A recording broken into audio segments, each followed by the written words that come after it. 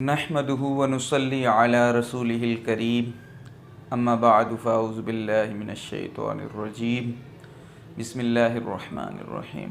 عزیز دوستوں، بھائیوں، بزرگوں، حضرت حسن بصری رحمۃ اللہ علیہ ایک دن اپنے احباب کے ساتھ بیٹھے ہوئے تھے کہ ایک شخص ان کی محفل میں آیا اور کہا، حضرت بہت گناہ گار ہوں اور اللہ تعالیٰ سے معافی مانگنا چاہتا ہوں، کوئی عمل بتائیے۔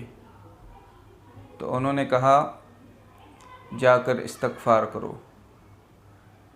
اسی دوران تھوڑی دیر بعد ایک اور شخص آیا اور وہ کہنے لگا، حضرت بڑا تنگ دست ہوں اور تنگ دستی نے گھیرا ہوا ہے، کوئی وظیفہ بتائیے۔ تو آپ نے اسے بھی مشورہ دیا کہ جا کر استغفار کریں۔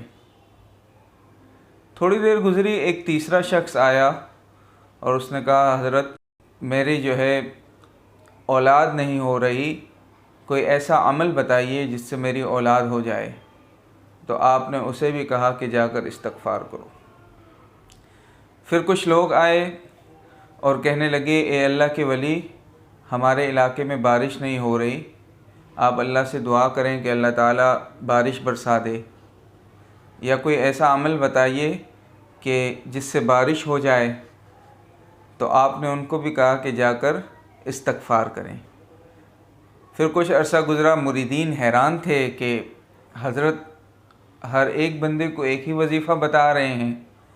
ایک اور شخص آیا اور اس نے کہا، حضرت میرا باغ اس میں پانی نہیں ہے اور اس کا پانی سوکھ رہا ہے، باغ تباہ ہو جائے گا اور اسی سے میری معاش کا بندوبست ہوتا ہے، تو کوئی عمل بتائیے تاکہ میں اپنے بچا سکوں۔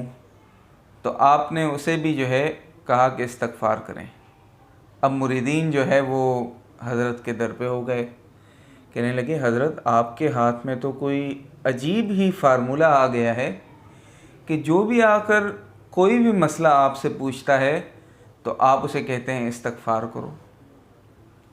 تو جناب حسن بصری رحمۃ اللہ علیہ نے کہا کہ دیکھو، یہ پانچوں بندے جو میرے پاس آئے، میں نے ان کو جو عمل بتایا ہے وہ قرآن سے بتایا ہے، میں نے اپنی طرف سے کوئی بات نہیں بتائی۔ اور پھر انہوں نے سورہ نوح کی یہ آیات ان کے سامنے تلاوت کی، فَقُلْتُ اسْتَغْفِرُوا رَبَّكُمْ إِنَّهُ كَانَ غَفَّارًا يُرْسِلِ السَّمَاءَ عَلَيْكُمْ مِدْرَارًا وَيُمْدِدْكُمْ بِأَمْوَالٍ وَبَنِينَ وَيَجْعَلْ لَكُمْ جَنَّاتٌ وَيَجْعَلْ لَكُمْ أَنْهَارًا۔ کہ دیکھیں، اس آیت میں اللہ تعالیٰ نے فرمایا ہے کہ اگر تم استغفار کرو گے تو اللہ تعالیٰ بارشیں بھی برسائیں گے، اللہ تعالیٰ تمہیں اولاد بھی دیں گے، تمہیں مال بھی دیں گے اور تمہارے گناہوں کو بخش بھی دیں گے، اور اس کے علاوہ تمہارے باغوں کے اندر پانی کو بھی جاری کر دیں گے۔ تو عزیز دوستوں، یہ واقعہ سنانے کا مقصد یہ تھا کہ جو تیسری چیز ہماری کامیابی کا جس پر دار و مدار ہے وہ ہے استغفار کر۔ دنیا میں ہر انسان سے کوتاہی، غلطی اور گناہ ہو جاتا ہے، لیکن ہماری یہ بد نصیبی ہے کہ اگر ہم گناہ کر لیں تو پھر اس گناہ کے مطابق استغفار نہیں کرتے، اللہ تعالیٰ سے اپنے گناہوں کی معافی نہیں مانگتے، اور اس معافی نہ مانگنے کی وجہ سے اللہ تعالیٰ کی رحمتیں رک جاتی ہیں، اور پھر انسان تنگی کا شکار ہوتا ہے، پریشانی کا شکار ہوتا ہے، مصائب کا شکار ہوتا ہے۔ جیسا کہ حدیث میں آتا ہے نا کہ اس شخص کے لیے خوشخبری ہے اور کنگریچولیشن ہے کہ جس شخص کے صحیفے میں کل قیامت کے دن استغفار کی کثرت ہوگی۔ تو آج کل لوگ پریشان ہیں، پریشانیوں کا شکار ہیں، اللہ کی رحمت ان کی طرف متوجہ نہیں ہے، اور وہ متوجہ کیوں نہیں ہے؟ وہ اس وجہ سے نہیں ہے کہ جب ہم گناہ کرتے ہیں تو اس کے بعد اللہ تعالیٰ سے استغفار نہیں کرتے، اور ہم اللہ تعالیٰ سے مدد مانگنے کے بجائے عاملوں کے پیچھے چل جاتے ہیں۔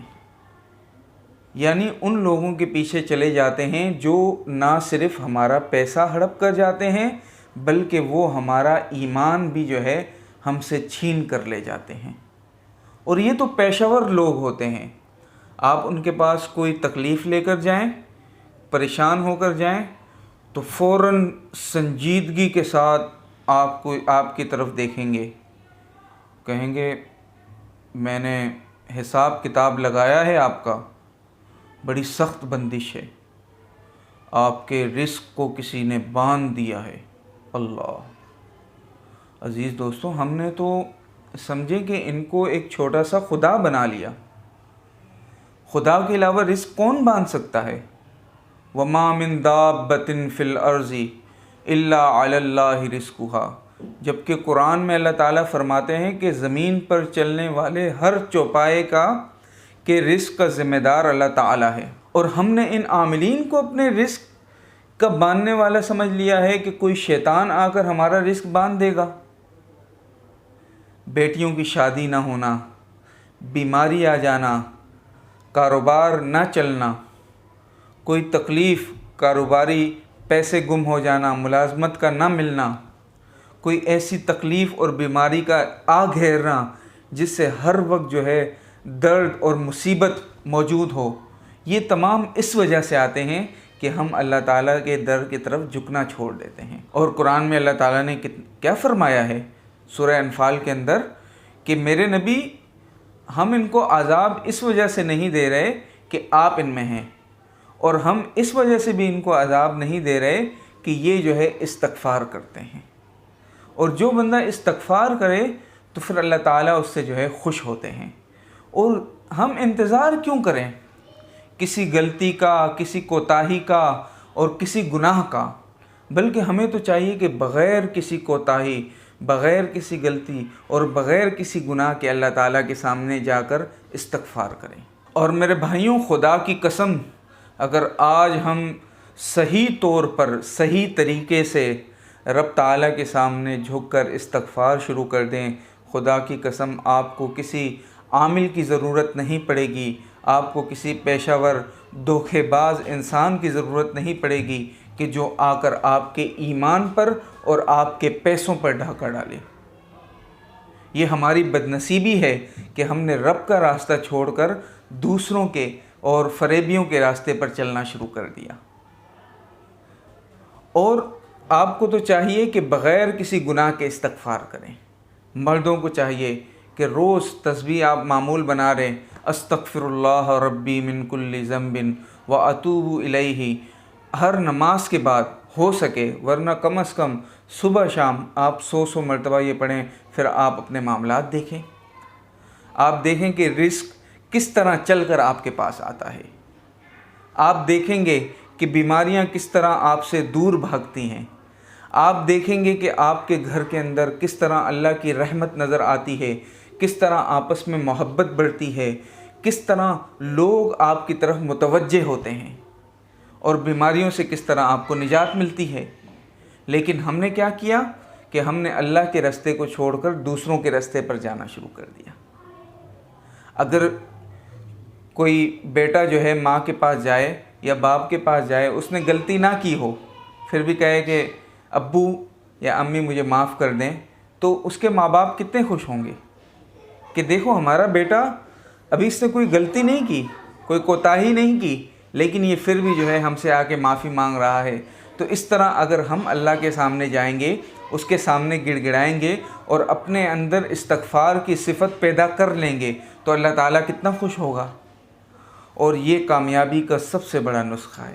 اگر ہم چاہتے ہیں کہ ہماری زندگی آسان ہو جائے اور ہم اپنی آنکھوں سے اللہ تعالیٰ کی رحمتوں کو برستا ہوا دیکھیں، اللہ تعالیٰ کی برکتوں کو اپنی زندگی میں آتا ہوا دیکھیں، اپنے ارد گرد خوشحالی دیکھیں، بیماریوں سے پاک صحت مند زندگی دیکھیں اور اپنی صحت کو اچھا دیکھیں، تو عزیز دوستوں، اس کا سب سے بہترین نسخہ یہ ہے کہ ہم جو ہے استغفار کو اپنا معمول بنائیں۔ تو پہلا اصول جو ہم نے بتایا تھا وہ تھا اپنے علم کے اوپر عمل کرنا، اور دوسرا اصول جو ہم نے بتایا تھا وہ تھا بڑوں کے تجربات سے فائدہ اٹھانا، اور تیسرا اصول جو آج ہم نے بتایا ہے کہ وہ اپنے گناہوں پر ندامت کا اظہار کرنا۔ انشاءاللہ اگلی ویڈیو میں ہم چوتھے اصول کی طرف جائیں گے۔ اللہ تعالیٰ آپ کا نگہبان ہو۔ وآخر الدعوانا ان الحمد للہ رب العالمین۔